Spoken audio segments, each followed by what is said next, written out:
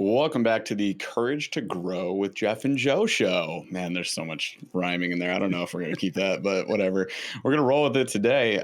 Joe, how you doing, man? I'm doing really well. Doing really well. It's been a spectacular week. Had a great opportunity yesterday to speak to a phenomenal group of coaches that are health practitioners. Yeah. And there was, you know how you're on Zoom and you've got like A whole bunch of sheets of people. people. There Yeah. were at least 3 sheets, so it was Yeah. close to 100 people. And yeah, it was just a phenomenal time. I got an opportunity to share, and we practiced, and people were having a great time, loving it, and loads of people have now been asking questions, and I've been in conversation with people. So yeah, it was a wonderful opportunity to serve, and I love the opportunity to be able to help other people like this. It's great for obviously our income. Yep. It's also great just to see people growing out of that. And this is, why we have this show. So yeah, it was great. How about you? How are things going? Yeah, things are great. We had a guest plan today, so unfortunately that fell through. However, we've got a great topic that we came up with We do. instead. So we're going to Yep. focus on that. For today, we want to talk to you guys about what we call OPS, which is Objection Prevention System. And there is a Mhm. way to prevent objections. And as you guys know, with this show, the Courage to Grow is this isn't the show where we're gonna, yell at you and be like, grind it out, get up at 4 a.m., like read 40 books a week. This isn't that show because we don't really believe in that. What we do believe in is that everybody has the courage within them to ask some tough questions, to use some introspective time, and to learn from their mistakes and grow. Hmm. And part of our process over the past, 15 years for me, 25 plus years for Joe, has been learning to improve the sales process, both for ourselves and for obviously others.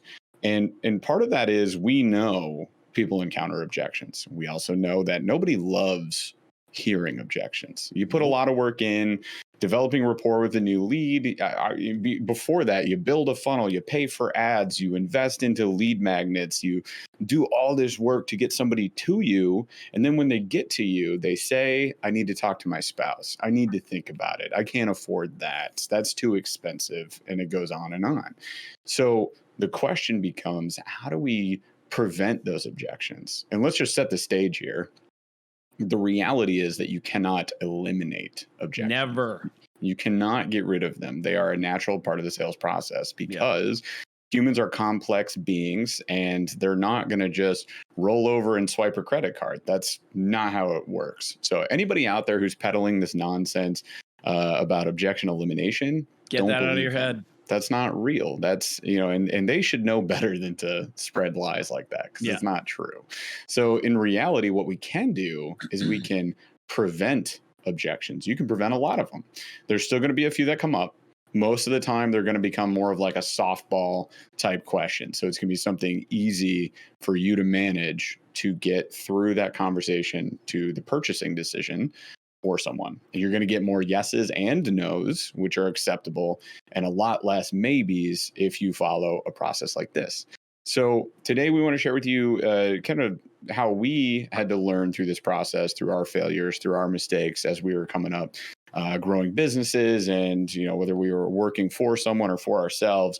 This is always involved in that because sales is a part of everything, right? Mhm. So Joe, why don't you go first? I want to hear a little bit about how the concept maybe of objection prevention came to you and how you've, maybe missed the mark and had objections slammed in your face and then learned from that and learned how to prevent them.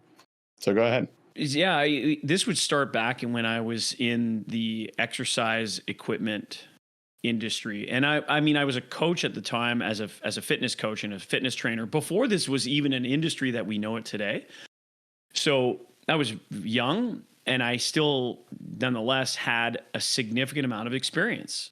I knew what I was doing. I was helping people drop a ton of weight, getting people ready for competitive, like bodybuilding competitions. So I had the experience, I had the resume. And yet what was happening was in the exercise equipment side of things, people would come in to the store and I would literally barf all over them with my expertise, telling, and this is the key word, I was telling them how to shop for a treadmill. This is what you need to look for. So I'm telling them, and I'm not asking them any questions. I'm not even having a conversation. Somebody would come in and it would be literally like, I think I'm looking for, or my doctor tells me I need that. And so what do? Again, this is the young me, the old me. Just start barfing all over them. And then it worked for a while. And then, things have changed. People evolve. And as today, for example, the internet gives people access to all of this information that's already there. Yeah. So suddenly people don't want to be sold anymore. Suddenly people are resistant. And then I'm hearing objections and and then it's this constant barrage. So I'm failing. And then I'm getting stressed and I'm wondering, and I'm starting to put the blame on everyone else instead of pointing the finger at myself and going, what do I need to do to be able to make a difference here? So finally, I get, I'm not going to say I get smart. I get frustrated. Yeah. And I go into a coaching program. This is, again, over 25 years ago. And I start putting in the reps. I just start putting in the reps. And then it was at that point where it's like, what if I could back this off a little bit? And instead of telling people, I can just start relating to people. And this is what's happening now. There's so many people. If you're listening right now and you're an expert in what you do and you're running into these objections, this is not just like a simple magic pill that you take the pill and all of a sudden it's like, oh yeah, I eliminate all objections. Like you got to get that out of your head. I still practice this. What questions can I ask? How can I relate? And how can I change literally what I call the vibe? Yesterday, Sachin Patel called it the energetic signature. Like, how does that, what am I emanating? Like, what am I sending out so that, because people don't care about how much you know. And that was the thing. I knew so much about fitness, about exercise, about nutrition. And I would tell. Nobody cared. People don't care about how much you know until they know about how much you care. So how do you help somebody find out about you without being salesy? Well, that was the magic piece that was missing. And so throughout these last 25 years, the development of this, what we now have, Jeff, in our hands is this concept of objection prevention system blended with the sales objection system, because objections are normal. And so suddenly the way that I feel about helping people completely shifts. And I go from this person who was getting a certain level of success and just struggling to all of a sudden it's like, wow. Like, and as a young person went from 6-figure business to a 7-figure business, and repeatedly in my career been able to do that. And it's happening again now, right? We're at a place where we're able to help people prevent and then now shift so that they can overcome. And when you have those two powerful hammers, you're able to help other people. So it was instead of barfing on what I called FDS, feature dumping syndrome. And everybody wants to, because if you're listening to this right now, you're an expert in your field. So you care so much about people. And it's just like, Jeff, don't you want to just tell people, listen, I can help you. And you want to just go. Well, and yeah. The problem is, where does that get you? So then it's learning and developing. And this is the key word, everybody. It's developing that skill set of asking the right questions and listening. And this is where we get hung up, because I don't dispute the fact that if you're listening to this right now, you're passionate about what you do and you want to do a better job at it so you can A, help more people, and B, make more money. And that's fair. That's totally a win-win. If you're so where I was at was the same thing. I have a passion for health and fitness. I have a passion for helping people. I want to help people live a better quality of life through the benefits of everything that I know and do. And by learning the skill set now that you and I teach, we're able to literally help millions of people. And we want to keep our group small because for each group of people that we help, they can therefore help their groups and so on and so forth. So yeah, I was failing miserably the moment that I started asking the right questions in the right sequence. And then there's more to it because each question can branch off. Right. And that also takes skill.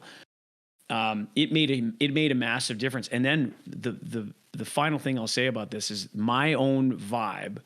I'll call it what I learned, like the words yesterday, that energetic signature completely shifted. So instead of looking at somebody like a prospect, I now look at them as a guest. And I know I can just ask questions. I'm very confident in whether it's a no, it's fine. I'm confident in the approach because I know that what I'm doing is helpful and I'm going in with that first. How about you?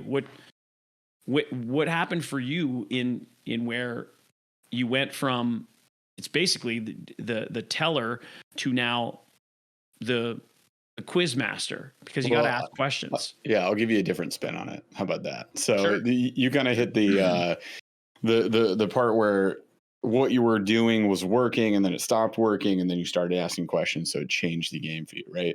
Yep. I'm going to start where I was asking questions, but I was asking too many of the wrong questions and it actually created a bigger issue rather than solving the problem. Sure. So I had a buddy who was really good at sales as well. So I'm going like mid-sales career at this point. So let's say that you've sharpened the axe a bit, you've got a skill set in selling, and you want to take a shortcut, essentially, right? And this is where the concept of objection elimination gets eliminated because I've already tried that. Like I've already gone down that road. So this is why I know in my heart and soul that anybody peddling this objection elimination, perfect consultations, they don't exist. Nope. Because I've already done that. Okay. And it doesn't work the way you think it would. And if anybody has tried those, you've also realized that you're not perfect. The perfect consult is not perfect and that it doesn't eliminate objections. It still has, a space for objections to exist. Bane of people's existence. Why do we call it that then? Right. So I had my perfect consultation, which again, down in flames. I ran it for about 6 months, maybe closer to 8 in my gym. I was selling high ticket fitness and I called it the why not sheet. And the concept behind it was I wanted to know if people weren't going to sign up, why weren't they going to sign up?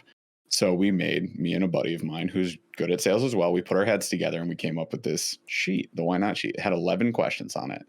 Each of those questions was designed to bring out and eliminate the most common objections. Think spouse, think about it, any level of uncertainty, anything financially. So here's what happens. Let's zoom out for a second on the human psyche.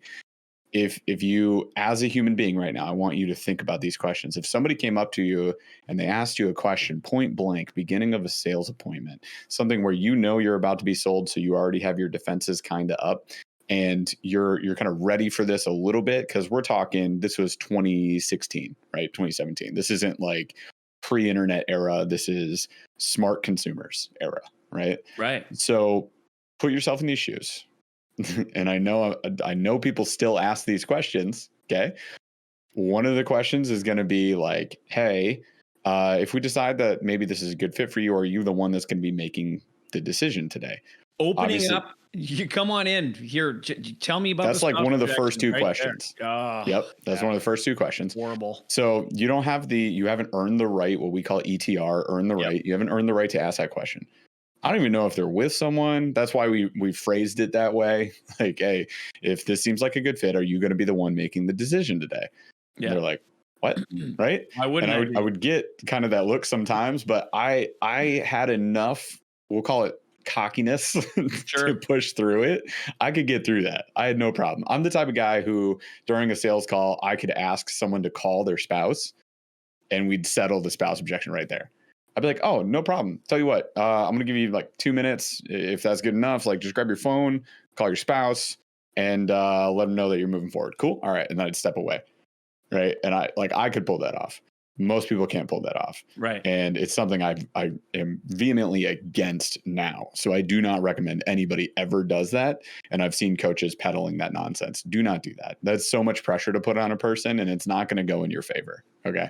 It might work once in a while. And this is the rule of sales. If something works once in a while, that does not make it law, right? Like that does not make it a thing that's a part of your process. It has to work 80% of the time.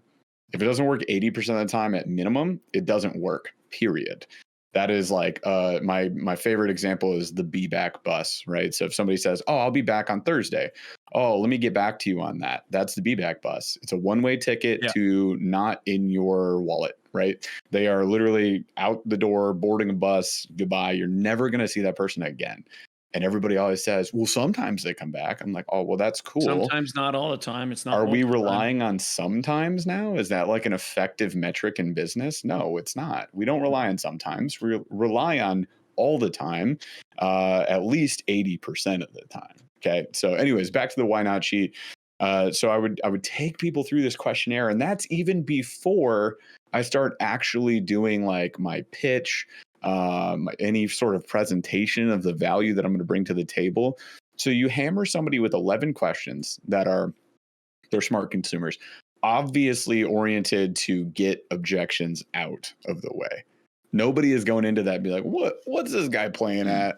What's going on? What's really happening here? Like they know exactly what's happening. And again, what I just said, if it doesn't work all the time, it doesn't work any of the time is the way that you guys should approach this. This worked for me 50% of the time. So it was an ineffective metric. That is sometimes, that is not all the time. It wasn't at the 80% mark. That's a minimal standard for something you adopt as a part of your process. So I just rolled with it. I just kept pushing it, trying to make it work. I would make a big sale here and there. And I was like, this is so reliable.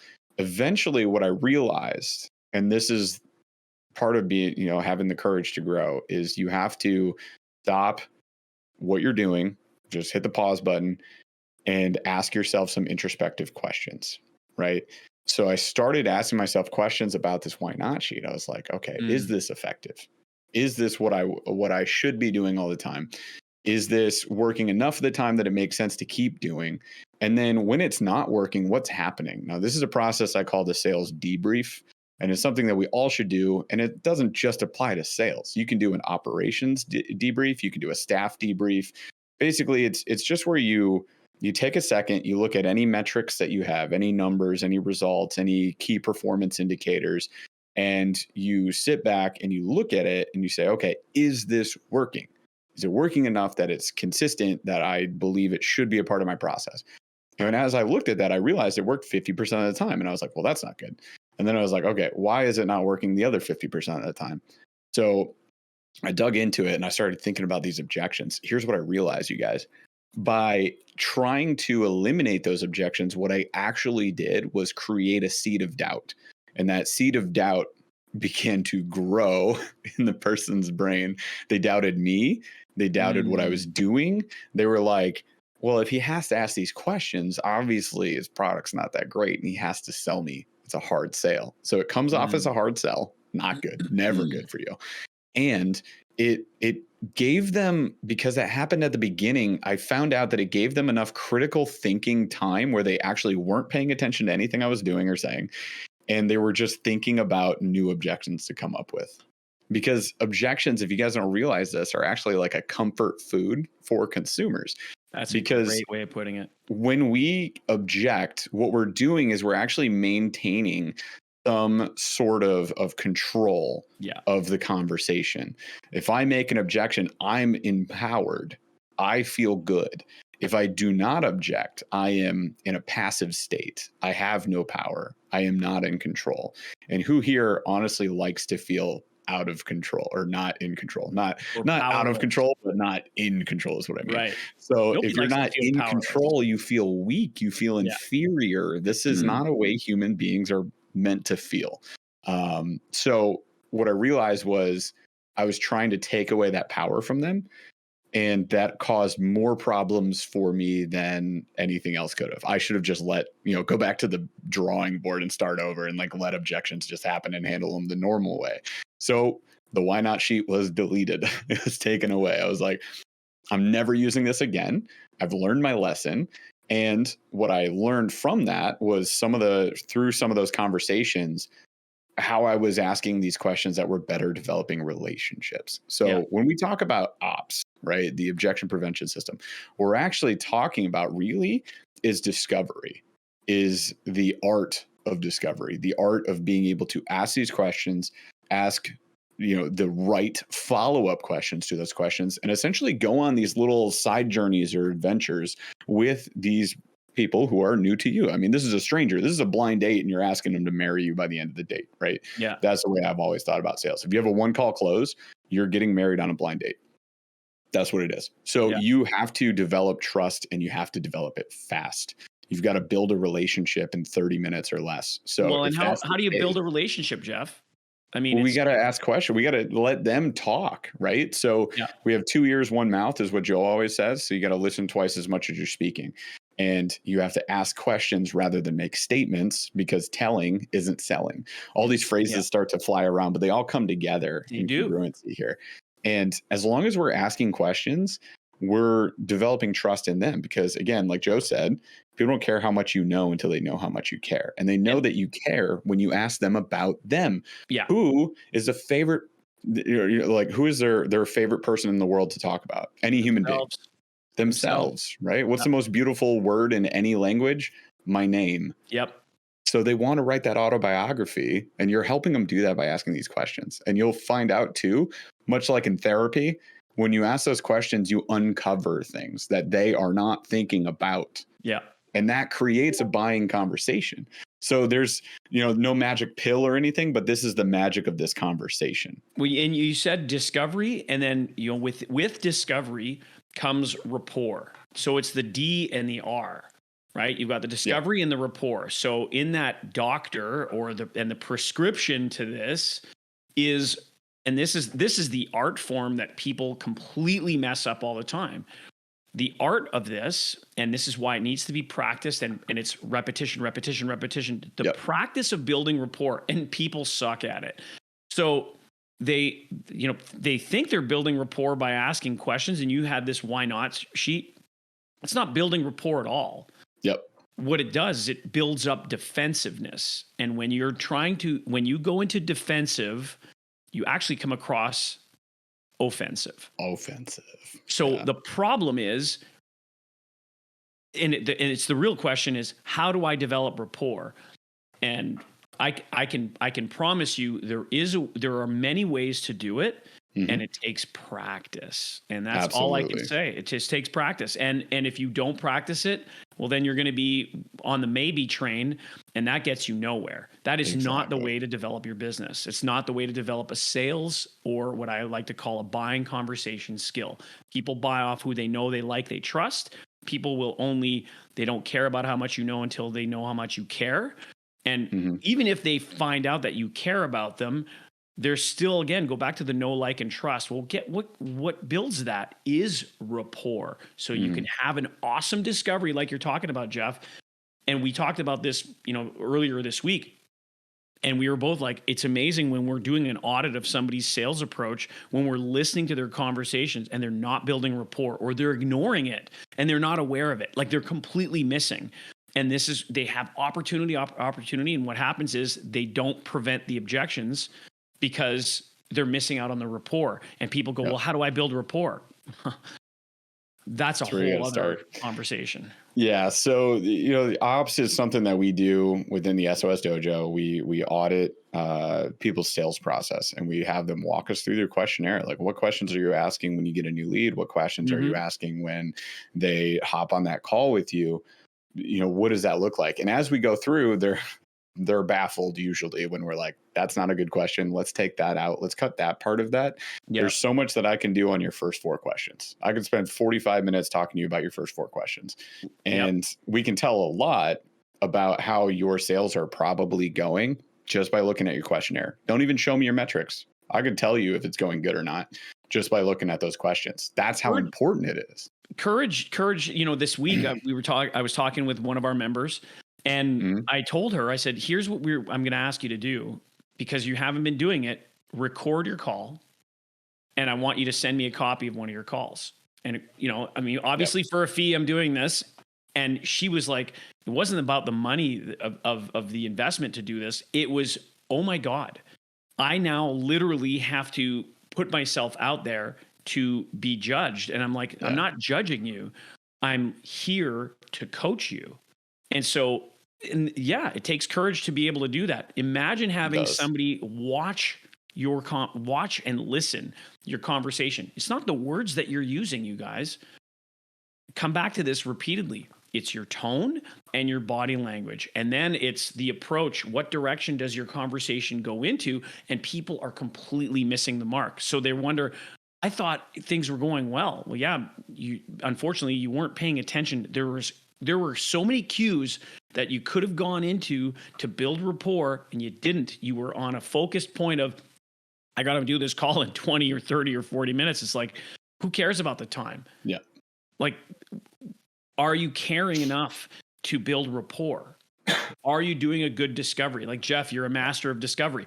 Are you asking the right questions? And it comes back to, when you do this right, you can literally prevent, not eliminate, prevent so many objections and get to the end result where somebody wants to buy, which is why we coin it buying conversations. Let's face it. If I asked you right now, those that are listening, do you like to be sold? I know what the answer is. The answer is no. So if you don't like to be sold, how could we be asking you to turn around and go fall in love with sales? If you don't like being sold, how could you love to sell? So you know what? Stop selling. Build conversations that people want to buy from you. And we're turning it on its head. That's exactly it. People will choose to buy, you guys, if you ask the right questions. So the most valuable part of the sales process is discovery. If you don't do it well, the sale is going to be very difficult. You're going to have to hard sell. You're going to have to rely on, hopefully you've sharpened the axe and your skills in objection handling are amazing. Maybe you're a black belt in sales, right? But if you have good discovery, I mean, you can make all the money you've ever wanted to make just by having conversations with people. Doesn't that feel better? Like, isn't that, you should still know how to handle objections, which is why we still, obviously that's a big piece of our business. You bet. But when we do these audits, like, that is the game changer. That is something that could absolutely flip your business for the good. So if that's something you're interested in, just give us a shout. We can talk to you about it. Absolutely. All right. So ops, I think we can get more into buying conversation at ops on another episode, and we'll definitely have guests back on the show as well. So thanks for listening and or watching. If you're on YouTube or any of the podcast platforms, make sure you're subscribed. You can give us a 5-star review or just smash that like and share it with somebody if you're on YouTube. We appreciate you guys. And again, always be working on your courage. Have the courage to ask these questions, to do the tough things, to put yourself out there, to send an audit video in to us and we'll take a look at it, right? We want to help you. If you want that play-by-play, that game footage breakdown, just give us a shout and we'll figure it out for you. Thanks again for listening, and we'll catch you on the next episode. Chaz, take us out.